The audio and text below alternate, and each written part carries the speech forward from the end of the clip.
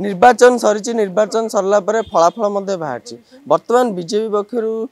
से अधिकार सीट जाइथिबारु से बर्तमान सरकार गढ़ तबे बीजेपी पक्ष किए मुख्यमंत्री ए नहीं बढ़ुची चर्चा तो से विषय में अधिक आलोचना करने आम सहित अच्छा वरिष्ठ सांबादिक तथा राजनीतिक समीक्षक अक्षय कुमार साहू तो सीधा सड़क सहित आलोचना करवा सर कौन कहे बीजेपी एथर सीट नौ सरकार चर्चा मुख्यमंत्री किए देखो बीजेपी किए मुख्यमंत्री हे आकलन करने बहुत कष्ट कारण आम देखीचे जे निकट अतीत आपणकर जो छत्तीसगढ़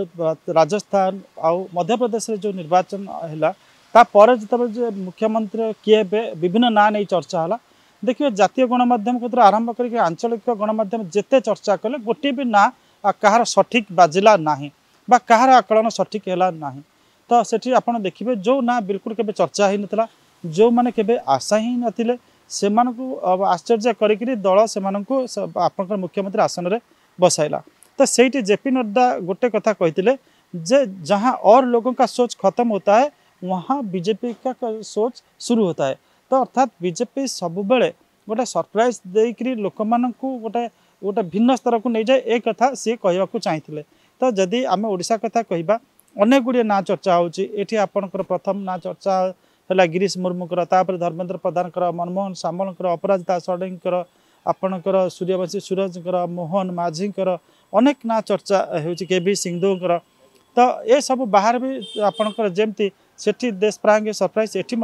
सेमती गोटे सरप्राइज दे पारती किंतु गोटे कथा आम स्पष्ट भाव में कहीपर ओडिशा विधानसभा कंपोजिशन बर्तमान जहाँ होइछि अर्थात जो भाई भाव सशक्त विरोधी दल मैंने आसी सामना करने जड़े अभिज्ञ राजनीतिक व्यक्ति ना एम संभालिया विधानसभा भितर बहुत कष्ट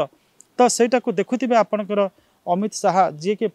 डिसीजन नेबे एवं आपणकर जनइबे प्रधानमंत्री की जदिच पार्लियामेंट्री बोर्ड कह जाए जो निष्पत्ति नियंती किए हेबे किंतु virtually the decision is taken by Amit Shah and Narendra Modi Duo तो से माने निष्पत्ति नहीं थांते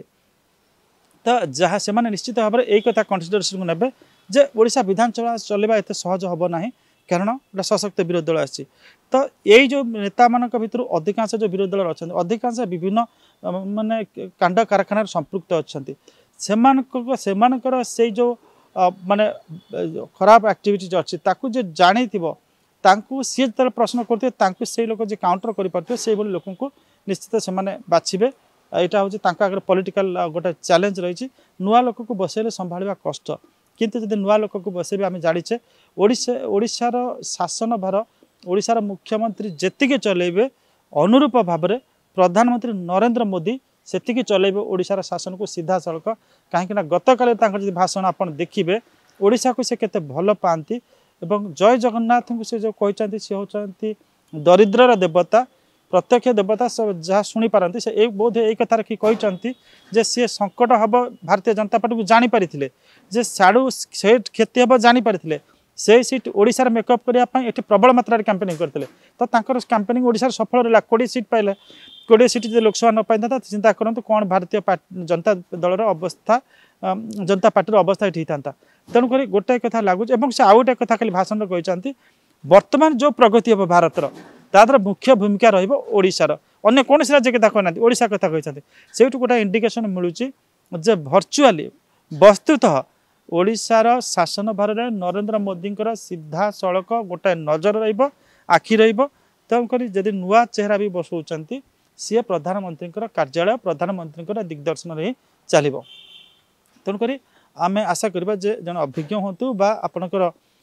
जो नवीन हूँ जी भी नुआ हूँ सी ओडिशार जो प्रकार 25 वर्ष भितर जो वेस्टेड अपॉर्चुनिटीज रही माने 25 वर्ष जो वेस्टेड होगा आपणकर सी ताकू पुणी ता भीतर राज्य को बाहर करंतु एवं राज्य को गोटे प्रकृतर प्रगति पथरे नियंतु तो जोपरी आप देखुले आम सार सहित आलोचना करूँ सार कहवा जो मूल लक्ष्य रही मोदी एथर ओडिशा को एक नंबर करने चेष्टा कर